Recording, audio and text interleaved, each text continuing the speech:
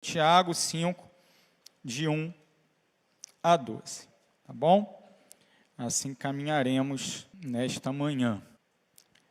Ok, diz assim a palavra do Senhor: sejam também pacientes e fortaleçam o seu coração, pois a vinda do Senhor está próxima. Santo Deus, temos diante de nós a Tua palavra, e a nossa oração nesta manhã é que o Senhor nos oriente, nos conduza, para que possamos compreender aquilo que o Senhor tem para nós nessa passagem, possamos ser transformados, ó Deus, segundo aquilo que o Senhor nos ensina aqui, que a nossa vida, ó Deus, seja uma vida reta diante do Senhor, não por causa de nós, não por causa de algo que temos feito, nem com o objetivo de conseguir qualquer tipo de favor diante de Ti. Ah, Deus, nós confiamos na Tua graça, não nas nossas obras. Confiamos naquilo que Cristo já fez, não naquilo que fazemos hoje ou faremos amanhã. Portanto, Deus nos ajuda a experimentar uma paciência confiante, perseverante, que mantém seus olhos fitos na esperança que o Senhor mesmo nos garante e promete nas páginas da Tua palavra. Nos ensina, ó Deus, sermos servos, servos conforme o ensino da Tua palavra. Então, ó Deus, que o Senhor nos conduza aqui por causa da Tua própria glória, não por causa de nós, mas tem misericórdia de nós, Teu povo. Tem misericórdia de mim, porque nada sou para me dirigir aos meus irmãos em Teu nome, mas pela Tua graça e pela Tua misericórdia, eu clamo. Usa-me, ó Deus, como Teu instrumento nessa manhã, em nome de Jesus. Amém. Eu não sei você, querido, eu gosto muito dos Jogos Olímpicos. E eu não sei quantas madrugadas você perdeu aí, algumas semanas atrás, para acompanhar os Jogos. Foram jogos diferentes, né? Ocorreram em Tóquio, do outro lado do mundo. Quando lá era manhã, aqui era noite. Quando lá era tarde para a noite, estávamos já na madrugada. Então precisava realmente de muito comprometimento para assistir às competições. Claro que eu não pude assistir todas, afinal de contas nós temos muitas atividades durante o dia e à noite ficamos muito cansados. Mas algumas coisas a gente separa para ver. Talvez você tenha acompanhado e tenha torcido como eu, já no finalzinho das Olimpíadas. O Isaquias Queiroz ganhando a medalha de ouro ali na canoagem. Que coisa impressionante aquele negócio, não é? O barquinho chega a levantar na força do braço daquele homem. Teve um dado momento que eu pensei que o chinês ia ganhar. Passou o primeiro quarto da prova, o barquinho vermelho na frente. Eu falei, ai não, e eu torcendo, né? Alguns irmãos sabem que eu sou torcedor, né? A Josi já me denunciou em outra oportunidade, e que eu meio que fico lá, né? Parece que eu estou do lado do cara ali, querendo que ele ganhe. Outras competições que acompanhamos, como é bom ver o Brasil pela segunda vez seguida ganhar o ouro no futebol. Quem gosta de futebol sabe do que eu estou falando. Mas esses foram jogos diferentes, sem público, alguns esportes incluídos. Como já falamos até aqui no início do mês, tivemos a nossa medalhista mais jovem, a nossa adolescente batista lá do Maranhão, Raíssa Leal, que ganhou a sua medalha no skate. Nunca tinha tido competição de skate. Uma coisa, contudo, permanece da mesma maneira em qualquer esporte, que é a rivalidade. E da mesma maneira, há uma batalha no meu e no seu coração. Há disputas constantes no nosso coração, disputas entre sentimentos, entre atitudes, entre posturas, comportamentos, que querem ocupar o lugar primeiro no nosso coração, que querem de alguma forma inclusive tomar o próprio lugar de Deus no nosso coração. Costumamos chamar isso de ídolos, ídolos do coração. Afinal de contas, relembrando a palavra do profeta Ezequiel, O ídolo, antes de ser erguido no altar, ele é erguido no coração de quem o adora. Ele é erguido nas expectativas por felicidade, por segurança, por propósito na vida. E nós então confiamos em algo ou alguém que nos oferecerá tudo isso, pelo menos segundo as nossas expectativas, segundo a nossa esperança. Há, portanto, uma disputa. Esse ídolo, ele quer ocupar um lugar especial no nosso coração. E essa passagem de Tiago, capítulo 5, do verso 1 até o verso de número 12, nós encontramos Tiago com mais um dos seus sermões. Sim, Tiago, provavelmente, a primeira carta, a primeira literatura escrita do Novo Testamento. Alguns autores defendem, inclusive, uma data ainda na década de 30 do primeiro século, outros do início da década de 40. É uma carta extremamente prática. Como já foi falado aqui durante todo esse mês em que estamos expondo a carta de Tiago, esta é uma carta de sabedoria. Ela possui inúmeros paralelos com os provérbios, são orientações para a vida prática. Mas da mesma forma como o sábio Salomão, lá, quase 1000 anos antes de Cristo, disse: o temor do Senhor é o princípio da sabedoria. Ou em outro texto dos provérbios, o temor do Senhor é o princípio do saber. Mas os loucos desprezam a sabedoria e o ensino. Sim, devemos estar atentos à sabedoria bíblica. Não apenas aquela, segundo a poesia hebraica, a construção tão bela na língua hebraica, lá que vemos, por exemplo, nos provérbios e também em outros textos da literatura sapiencial do Antigo Testamento.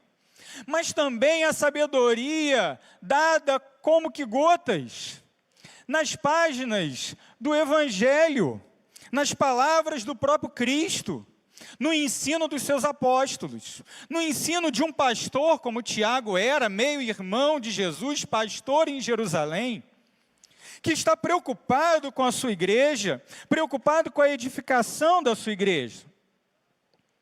Hoje, devemos olhar para a Escritura e receber dela, sim, orientação prática para a vida, sem jamais nos esquecer que o fundamento de tudo é o Evangelho da cruz. Meus irmãos, quando nós observamos esse trecho, talvez nós tenhamos até mesmo alguns questionamentos. Ora, por que o pastor Lucas fez essa divisão? Você talvez tenha percebido, principalmente se você não fechou a sua Bíblia, que muitas edições dividem o texto de uma maneira bem diferente. Você vai ver, por exemplo, eu tenho aqui diante de mim, a Almeida Revista Atualizada, o editor aqui não é o autor original, lembre-se disso, o editor, o tradutor, ele divide o texto do verso 1 até o verso 6, ok? Esse será o nosso primeiro ponto. Depois ele divide do verso 7 até o verso 11. E depois ele divide do verso 12 para frente. Não é assim? Eu proponho aqui que nós caminhemos até o versículo de número 12, direto. Por que isso? Perceba comigo o início do verso 7. Sede, pois. Ou em outra versão, portanto, irmãos, pacientes até a vinda do Senhor. Ora, se ele coloca um portanto ou um pois aí, necessariamente ele está ligando o que ele começa a falar no verso 7 com aquilo que ele falou antes. De outro lado, quando nós olhamos o verso de número 12, nós vemos expressões que também conectam esse verso de número 12 com o contexto anterior. Acima de tudo, porém, meus irmãos. E aqui o porém poderia ser traduzido e acima de tudo, meus irmãos. Não haveria nenhum problema com essa outra opção de tradução. Pastor, por que tudo isso? Por que todo esse tipo de informação? Para que você entenda, meu amado irmão, que os pequenos sermões que Tiago apresenta na sua carta, porque é isso que Tiago é, são parêneses, são resumos de mensagens que provavelmente ele pregou em Jerusalém. Eles estão conectados e eles fazem sentido. Seria natural, talvez, você achar que do verso 1 ao verso 6, Tiago está preocupado com os ricos, em condenar a atitude dos ricos, e que isso nada tem a ver com a necessidade de paciência que ele defende no verso de número 7 até o verso de número 11. Pior ainda é se você não perceber que quando ele diz não jurem, não tem uma palavra dobre, não tenham uma palavra confusa, enganadora, falsa. Ele, na verdade, está exatamente conectando a parte dos ricos, verso 1 ao 6, com a parte da paciência e nos dando a aplicação. Aqui temos irmãos que já passaram pelo curso teológico, pastores, e sabem muito bem como um sermão é organizado, não é verdade? Tiago aqui nos dá uma aula de homilética. Ele nos ensina como pregar. E você que não estudou homilética ainda, não se preocupe, aprenda aqui com o pastor Tiago. Perceba que ele tem 2 pontos na sua mensagem e a aplicação. Primeiro ponto, a condenação dos ricos. Segundo ponto, a necessidade da paciência. Terceiro ponto, que na verdade é a aplicação, é: não sejam como esses corruptos. Sejam como aqueles que esperam no Senhor independente das circunstâncias. Seja o teu falar sim, sim, não, não. Depois desse resumo eu já poderia ir embora e acabar a mensagem para começar a assembleia. Posso ir, pastor? Não, pastor não deixou, tenho que continuar.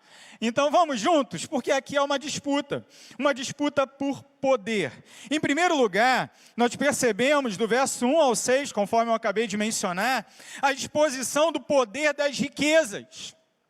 E a tese do pastor Tiago aqui, do meu irmão de Jesus, do filho de Maria e José, pastor de Jerusalém, é: o poder das riquezas é enganoso. Você quer um resumo de tudo isso? Pegue a capa do seu boletim e perceba aí, na pastoral, o primeiro ponto do texto que escrevemos. Perceba que o tom de Tiago aqui não é um tom apenas de advertência, mas é uma condenação. Verso de número 1, por favor, se puder colocar na tela também. Atendei agora, ricos, chorai, lamentando por causa das vossas desventuras que vos sobrevirão. Veja que aqui o autor deixa muito claro: vocês experimentarão a desgraça, vocês sofrerão a condenação. Aqui Tiago dá a sentença, não é ainda um alerta, mas para nós pode ser um alerta, para que nós não soframos a mesma condenação.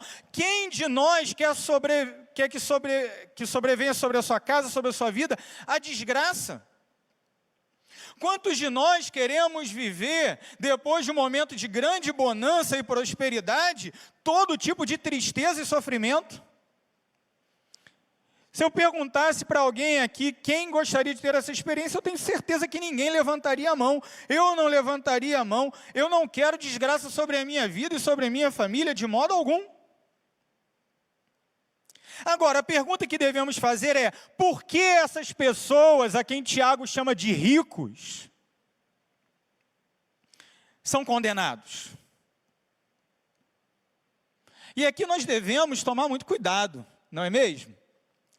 Em algum lugar a Bíblia diz que é pecado ser rico? O que vocês acham? Me parece que não. Alguns torceram o texto bíblico e criaram o ditado que diz que o dinheiro é a raiz de todos os males. Quando, na verdade, o texto bíblico diz que o amor ao dinheiro é a raiz de todos os males. É diferente. Você pode ter dinheiro e não amar. E, na verdade, é assim que deve ser. Agora, há pessoas que não têm dinheiro, mas mesmo assim são desviados e destruídos pelo amor ao dinheiro que não têm. Isso é incrível. Como nós vemos isso acontecer? Pessoas que são destruídas muitas vezes pelo afã de mostrar que tem o que de fato não tem.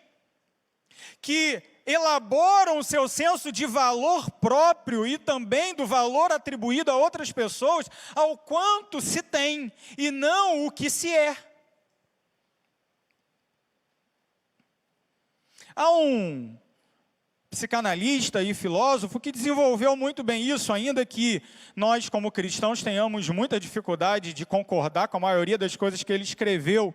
Foi Erich Fromm, um dos primeiros líderes da escola de Frankfurt. Foi professor, depois se naturalizou norte-americano, fugindo da Alemanha nazista na primeira metade do século XX. Ele tem um livro cujo título é exatamente esse, Ser ou Ter. E ele defende, nesse ponto eu penso que ele acerta, que a nossa cultura atual defende uma ideia de que nós devemos nos avaliar ou devemos avaliar as outras pessoas por aquilo que se tem. Eu creio que, na verdade, esse é o problema desses ricos aqui. O parâmetro pelo qual eles avaliam a si mesmos e as outras pessoas. Todos os patriarcas foram narrados como homens ricos. Não é verdade? Abrão era um homem de muitas posses, de grandes rebanhos, um homem rico. A sua riqueza foi transmitida ao seu filho, Isaque. O próprio outro filho de Abrão, mesmo com toda aquela questão ali, controversa, Ismael, também era um homem rico. Jacó foi um homem rico. Foi um homem, inclusive, que Deus abençoou claramente com a prosperidade enquanto ele estava na casa do seu sogro Labão. Meus irmãos, a riqueza, ela pode ser uma grande bênção ou uma tremenda maldição, dependendo do valor que eu atribuo a elas, dependendo se as riquezas se tornam ou não um ídolo no meu coração. E talvez você que aqui está, sofra e lute com isso. E essa é uma grande tendência dos nossos dias, querido. Você aí com o seu celular, quando você vai mandar uma mensagem, vai ler um e-mail, vai ver qualquer assunto, uma pesquisa de algo que lhe interesse, invariavelmente você vai receber uma enxurrada de propaganda. E a tese fundamental de qualquer propaganda é: você precisa disso. Precisa? Precisa mesmo? Você precisa de todos os produtos que lhe são oferecidos enquanto você rola o seu feed do Facebook, do Instagram? Será?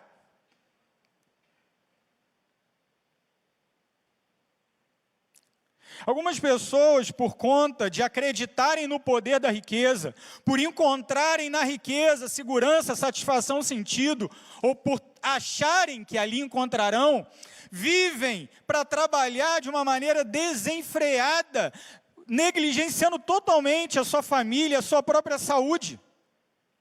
Porque entendem que é o seu saldo bancário que vai lhe dar satisfação, segurança e sentido na vida. Outros compreendem que é a ostentação do patrimônio. Então querem ter aquele carro maravilhoso que todos dizem, uau, que carro é esse?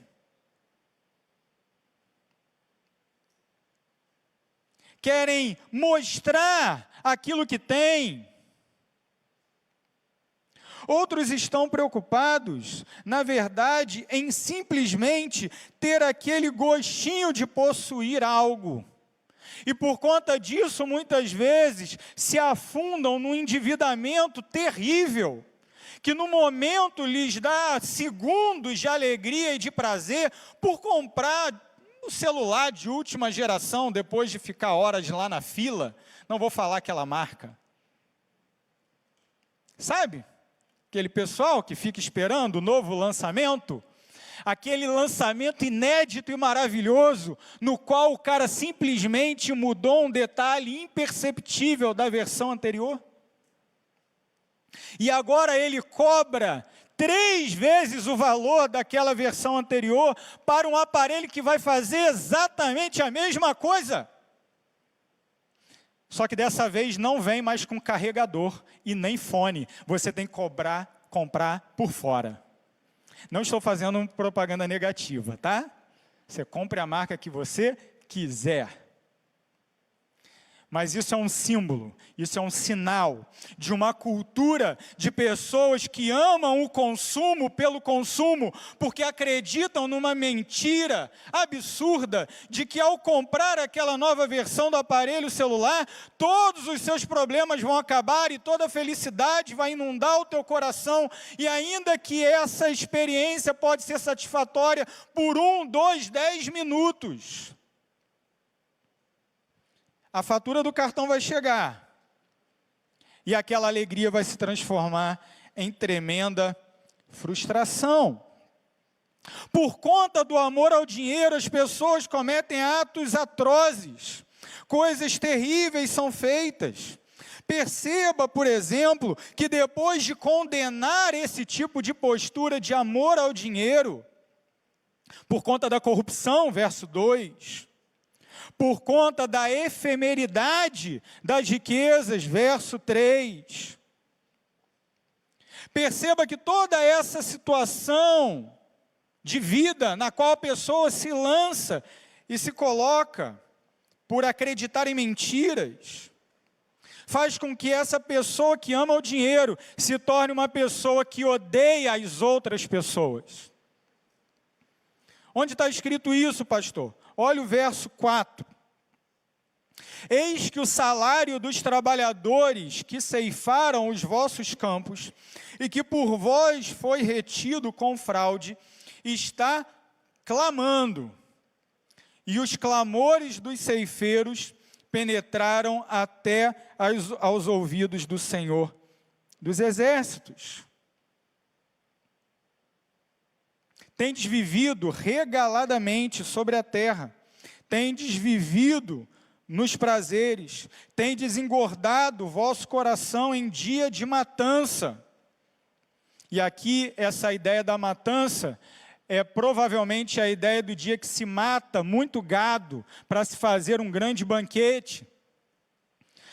Algo suntuoso, algo luxuoso, que essas pessoas desfrutam por terem maltratado e serem corruptas e fraudulentas diante dos seus empregados. Verso 6, tendes condenado e matado o justo, sem que ele vos faça resistência, se aproveitando de que o pobre é fraco. Esses ricos corruptos exploram, maltratam e roubam aquilo que é devido aos seus empregados. Queridos, de modo algum a gente deve fazer uma leitura aqui desse texto, à luz de teorias que na verdade são muito recentes, que defendem algum tipo, por exemplo, de luta de classes, de um dualismo social, de um tipo de dialética meramente materialista.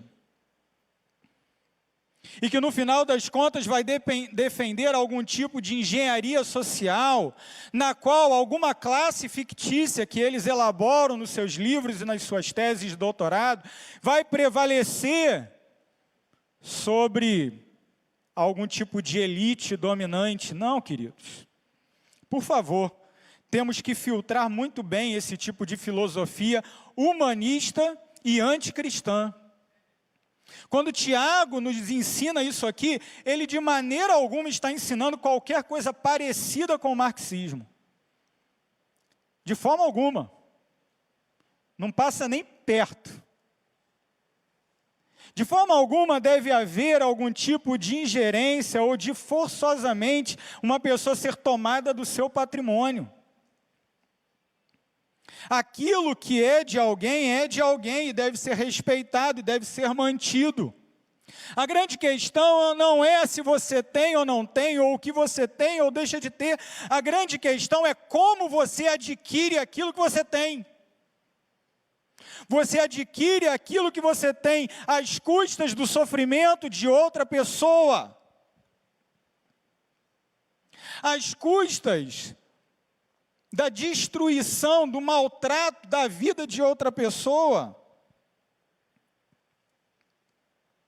Nós podemos e devemos valorizar o nosso trabalho e lembrar que ao entregar o nosso trabalho a uma empresa ou a uma pessoa, nós temos sim o direito ao nosso salário, e isso é bíblico.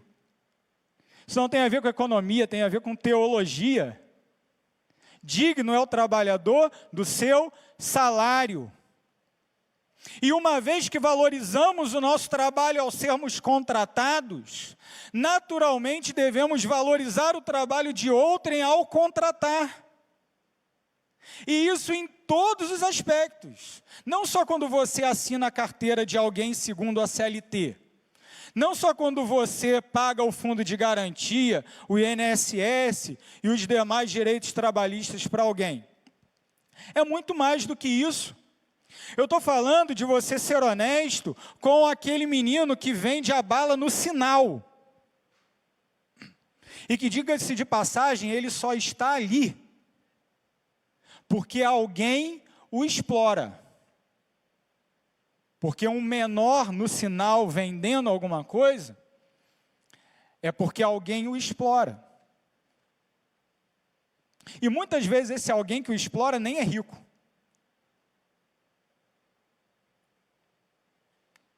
Porque o homem entregue ao pecado, ele sempre vai maltratar o seu próximo. Ele sempre vai querer ter vantagem sobre o outro. Ele sempre vai querer ser melhor do que o outro de uma maneira corrupta e opressiva, e opressora. E aqui, mais uma vez, não uso essas palavras segundo os conceitos marxistas, de forma alguma. A Bíblia ela é suficiente. Nós jamais sujeitaremos o ensino bíblico a qualquer filosofia humana, jamais. Mas, ao mesmo tempo, não é porque discordamos também de um determinado grupo que nós vamos negligenciar uma exegese coerente da palavra de Deus.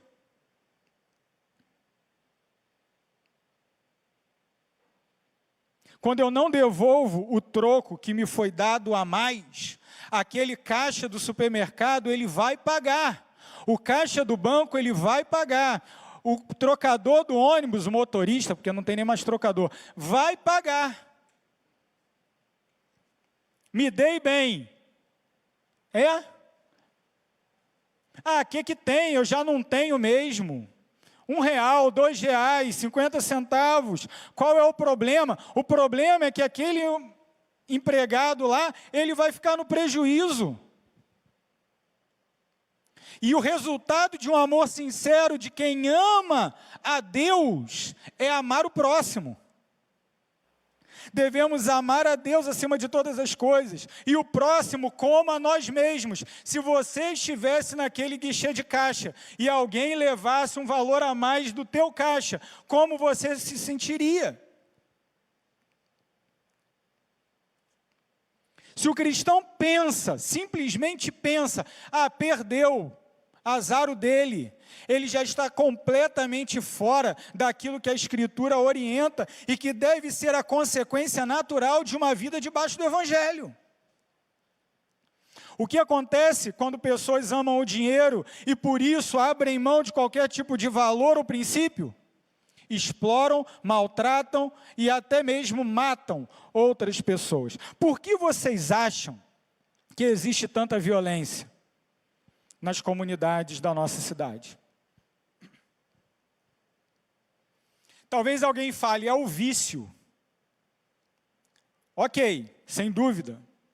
Sem dúvida, quem financia o tráfico de drogas é quem usa a droga. Não resta a menor dúvida nisso.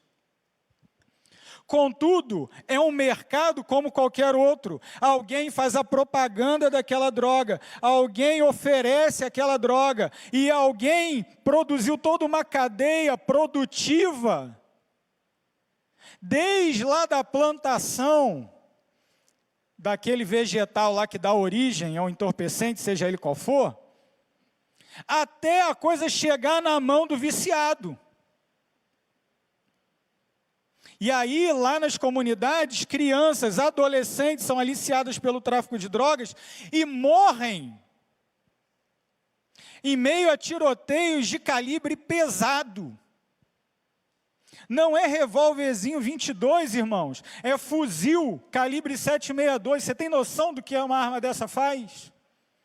E o que uma arma de guerra faz? Por quê? Porque há um intermediário, um chefezinho de boca de fumo, que quer ganhar mais dinheiro. Acima dele existe um traficante de médio porte, que quer ganhar ainda mais dinheiro. E lá em cima existe um cara enorme, gigantesco, que a gente muitas vezes nem sabe o nome, nem onde vive. Provavelmente está lá numa mansão em Miami, alguma coisa do tipo assim. Que quer mais e mais e mais dinheiro, vendendo essa porcaria para as pessoas, enquanto eles mesmos não chegam nem perto. É assim que funciona, queridos. Infelizmente, quando uma pessoa se entrega completamente ao amor ao dinheiro, ela destrói aos outros, mas ela também se destrói. Voltemos ao versículo 1. O que acontece? Veja, mais uma vez, não são quaisquer ricos. São aqueles que são corruptos. Eles serão destruídos e experimentarão a desgraça.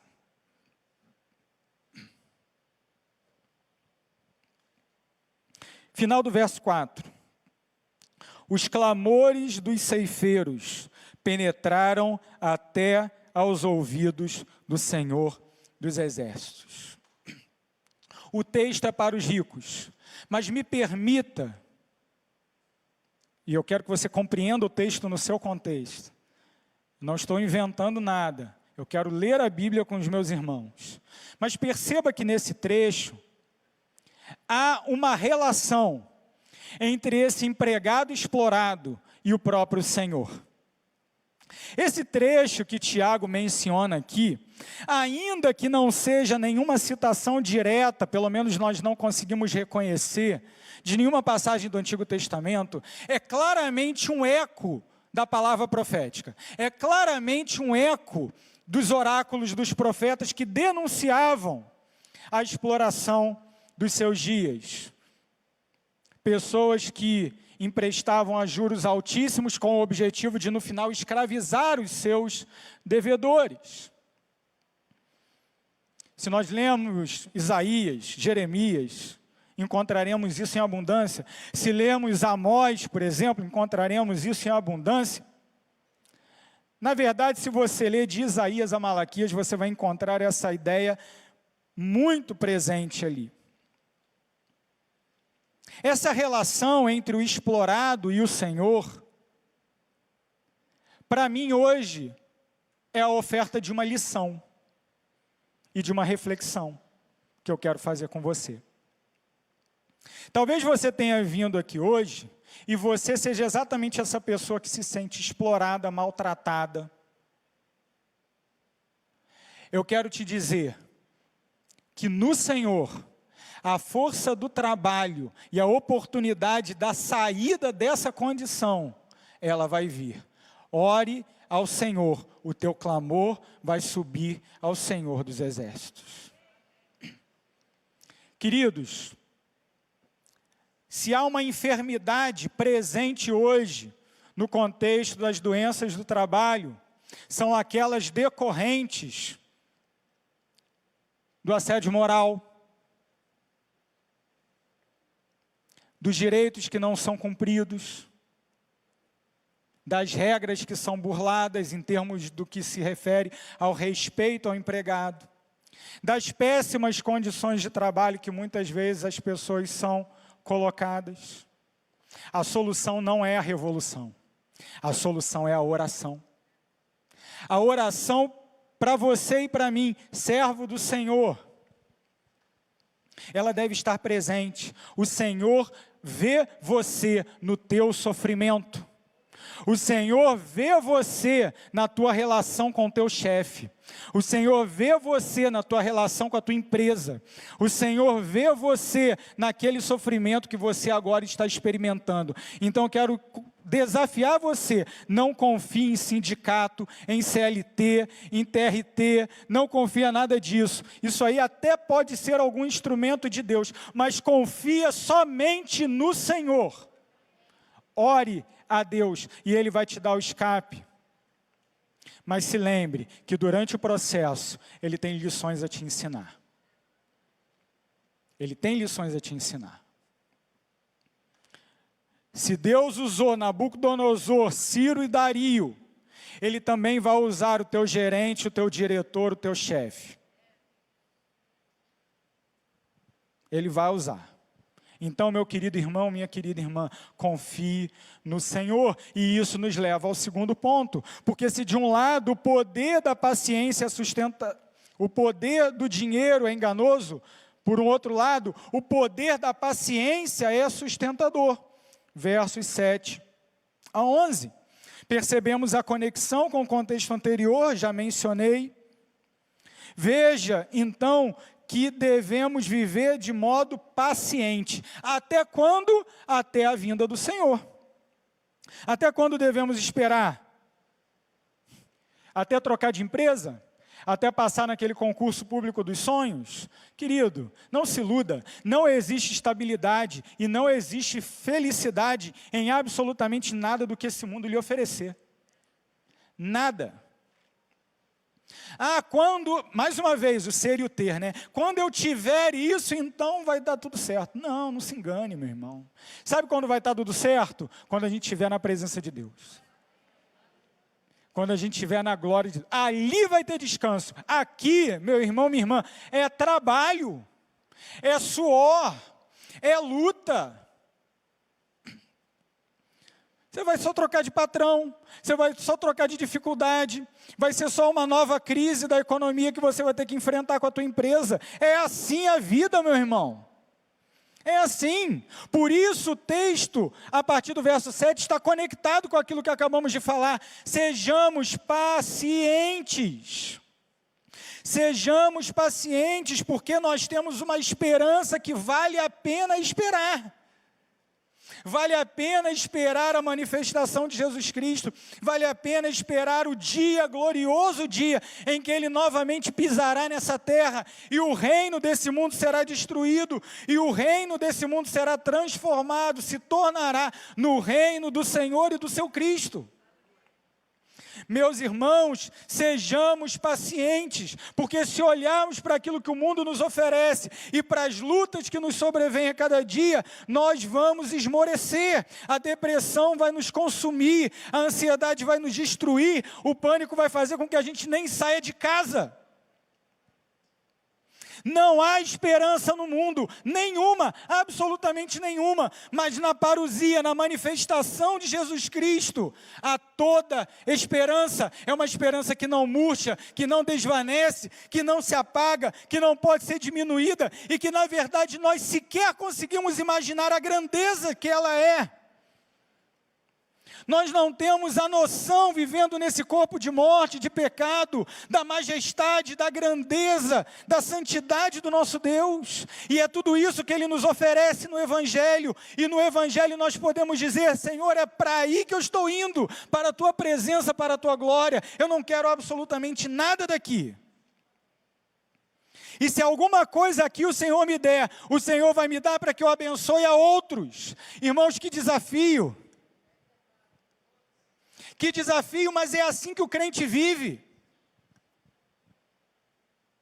É assim verdadeiramente que o crente vive. Hoje, na aula de História da Igreja, a última aula, nós falamos dos puritanos. Eu gosto, sou fã dos puritanos. Mas talvez você que tenha aí passado pela sociologia e tal, você tenha tido contato com a discussão em torno do livro de Max Weber, A Ética Protestante, e o espírito do capitalismo. Isso fez com que a historiografia dominante na nossa academia, sobretudo aqui na América Latina, fizesse a interpretação de que os puritanos e outros grupos protestantes e reformados fossem os responsáveis de toda a opressão que o capitalismo oferece. Nada disso é verdade, tudo isso é tolice. Max Weber, na verdade, faz um estudo descritivo apenas. A interpretação daqueles que não gostam de Max Weber, que faz com que essa visão recaia sobre nós que somos protestantes. E é uma imagem muito injusta, muito mesmo. Porque quando você olha a vida dos puritanos, você vai ver pessoas que trabalhavam. Gente de trabalho pesado. Gente de diligência, gente de acordar cedo e dormir tarde, de carregar peso, de plantar e de colher. Mas eram também pessoas honestas, eram pessoas que falavam a verdade, eram pessoas que viviam com simplicidade e não com ostentação. E essa é a verdadeira razão pela qual construíram as nações que construíram. Porque trabalhavam muito, mostravam pouco, exibiam pouco. É assim que deve ser. Ah, pastor, mas eu não devo trabalhar em excesso. Sim, em excesso não. Mas se você tem um expediente de 8 horas, meu irmão, naquelas 8 horas você vai pacientemente esperar pela vinda de Jesus, sem tocar no teu celular, sem abrir as redes sociais, sem roubar do teu patrão aquilo que você se comprometeu a entregar a ele. Percebe que existem os dois lados? É muito fácil demonizar um lado, mas e o meu? E a Bíblia sempre desafia a mim. É muito fácil eu falar, ó, tá vendo, ó, você tem que mudar, mas a Bíblia está dizendo, eu tenho que mudar, eu tenho que ser paciente, Jesus está vindo, e enquanto Ele vem eu tenho que orar e trabalhar. Confiar nele, sempre confiar, mas nunca deixar de trabalhar. Percebamos os exemplos que Tiago dá, de forma muito breve para nós encerrarmos.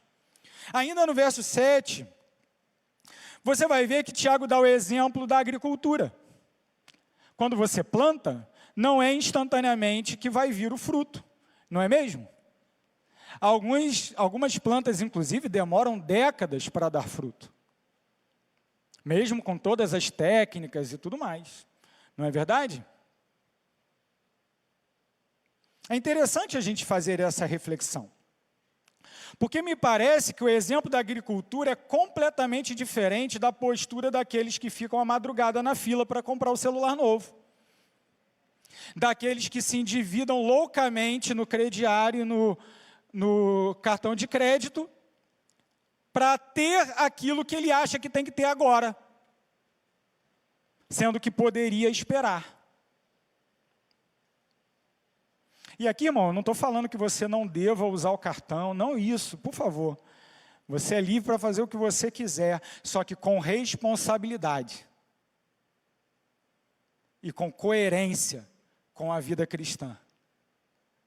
A vida cristã não é uma vida de ostentação, é uma vida de simplicidade. É assim que nós devemos consumir, com simplicidade. não para mostrar nada a ninguém, mas para sermos realmente bons mordomos daquilo que o Senhor nos emprestou. A planta é assim, você lança a semente. Semanas, meses, às vezes anos depois, ela vai dar fruto. Assim deve ser também a nossa postura. Devemos ser pacientes. Mas eu quero isso agora. Por que você quer tanto isso agora? Na verdade, eu e você deveríamos querer, acima de tudo, a presença de Deus e a vida na sua glória. Segundo exemplo que Tiago dá, é o exemplo do Antigo Testamento. Veja, por exemplo, os profetas, eles falaram em nome do Senhor, apesar de sofrerem muito por causa disso. Muito mesmo. Devemos viver assim, a exemplo dos profetas. Devemos seguir o exemplo de Jó. Jó padeceu dores e sofrimentos terríveis, ele perdeu praticamente tudo. E tendo perdido tudo, ele foi abordado com uma teologia muito duvidosa por parte dos seus amigos, que basicamente diziam o seguinte: tem pecado aí. É a teologia da prosperidade, né? Tem pecado aí, procura. E queridos, pode até ter, mas no caso de Jó não tinha. Aquilo que motivou ele perder tudo não foi o pecado, foi uma prova que Deus havia dado a ele, e o instrumento foi o próprio Satanás, e essa prova tinha como objetivo que Jó, ao final do seu livro, ao final da sua vida, da sua prova, ele exclamasse: antes eu te conhecia só de ouvir falar, agora os meus olhos te veem. Os meus olhos estão sobre o quê? Sobre o meu extrato, a minha planilha, os meus investimentos, ou estão no Senhor? Os meus olhos estão fitos aonde? Nos valores do reino, nas prioridades do reino, na expansão missionária do reino? Ou estão fitos nas coisas desse mundo, nos valores desse mundo? Meus queridos irmãos, que aprendamos a abrir mão daquilo que nada vale. Nada que o mundo nos oferece vale a pena. Mas tudo que vem do Senhor é eterno. Tudo que vem do Senhor é eterno. E tudo que não é eterno, como disse C.S. Lewis, é eternamente inútil. Sejamos assim não porque os profetas ou Jó foram homens perfeitos, não, mas porque de alguma forma eles entenderam a esperança do Evangelho. Esperança essa que foi conquistada por Jesus na cruz, porque Ele também esperou. Ele também foi tolerante com os nossos pecados, tendo todo o direito de nos destruir e nos lançar no inferno. Mas na plenitude do tempo, no momento certo, na hora certa, Ele veio e operou a nossa redenção. Meus irmãos, há uma disputa do poder das riquezas, de um lado, do outro lado, o poder da paciência. Lembremos que as riquezas são enganosas, o poder da riqueza é enganoso, mas o poder da paciência é sustentador. Quem ficará de pé no último dia não é aquele que confiou no seu dinheiro. Quem ficará de pé no último dia é aquele que confiou em Cristo Jesus e em todas as suas promessas. Mas lembra que eu falei que Tiago aqui seguia a regrinha da homilética? Ponto 1, ponto 2, agora ele nos dá a aplicação, essa é a conclusão de Tiago. Isso é fantástico. Fantástico. E a conclusão e a aplicação de Tiago está no verso 12. Como eu devo aplicar tudo isso à luz daquilo que Tiago me ensinou agora? Eu já fiz algumas aplicações aqui, mas a gente precisa ouvir o pastor Tiago. Precisamos. Verso 12. Por favor, coloca esse verso 12, a gente não pode perder ele não. Projeta aí, por favor. Tiago 5,12.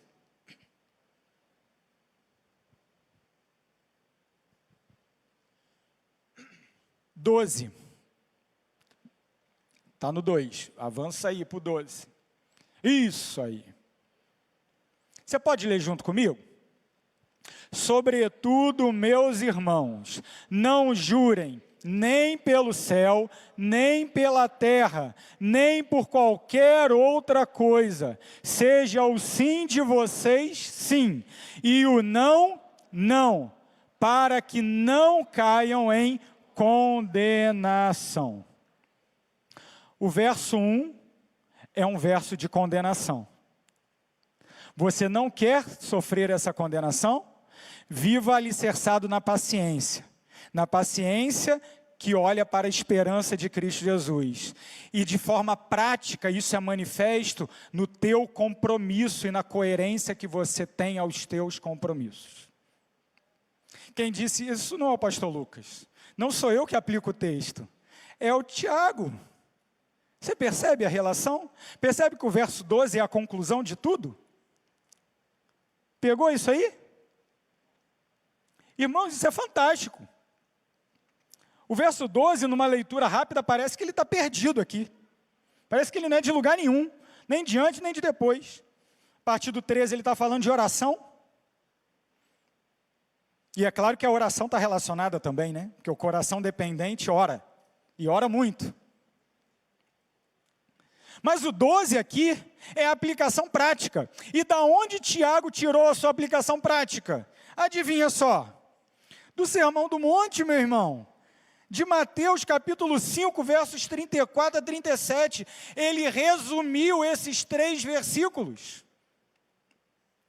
4 versículos, 34, 35, 36 e 37. Ele fez um resumo em um versículo apenas, esse verso 12 do capítulo 5, daquilo que Jesus ensinou ali em Mateus.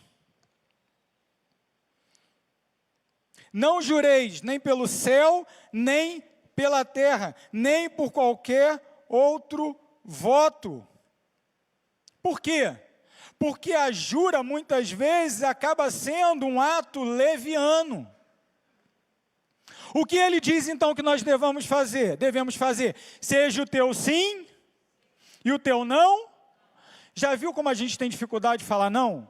Nós, cariocas, brasileiros, sobretudo a parte mais quente do país. Estava conversando até com o Rodrigo isso ontem. O pessoal lá do frio é mais direto. A gente que é do calor é mais ou menos, né? Frase típica do carioca. Vamos marcar para a gente se encontrar, para você ir lá em casa? Passam-se décadas e isso nunca acontece. Não é verdade? E o que o texto bíblico diz? Seja o teu sim, sim, o teu não, não. Então está errado. Aí você fala, pastor, não precisamos ser assim tão rígidos, né? Tudo bem, vamos colocar em outros lugares esse princípio aqui. Vamos colocar em outros lugares. No momento em que você se casou, você fez um voto de fidelidade ao seu cônjuge.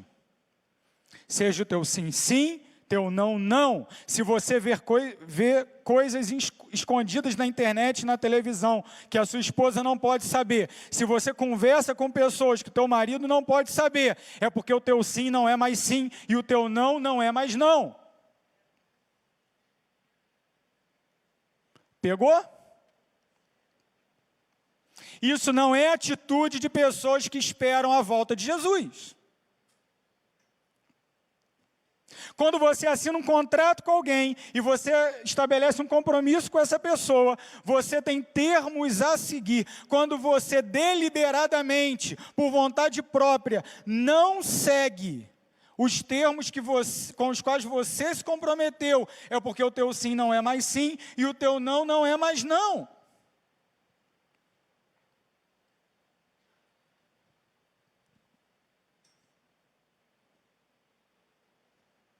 Quando você negligencia a sã doutrina, a fidelidade ao ensino da Escritura, com o objetivo de ser agradável a alguém ou a um determinado público, é porque o teu sim não é mais sim e o teu não não é mais não. A aplicação que o próprio Tiago nos dá. Termino perguntando para você e também para mim, quão fidedigna é a nossa palavra? Meus irmãos, se a esperança é vitoriosa nas batalhas do nosso coração, nós honraremos nossos compromissos e não assumiremos compromissos que não podemos honrar. Que o apelo desta sociedade consumista não seja jamais suficiente para nos derrotar nesta luta.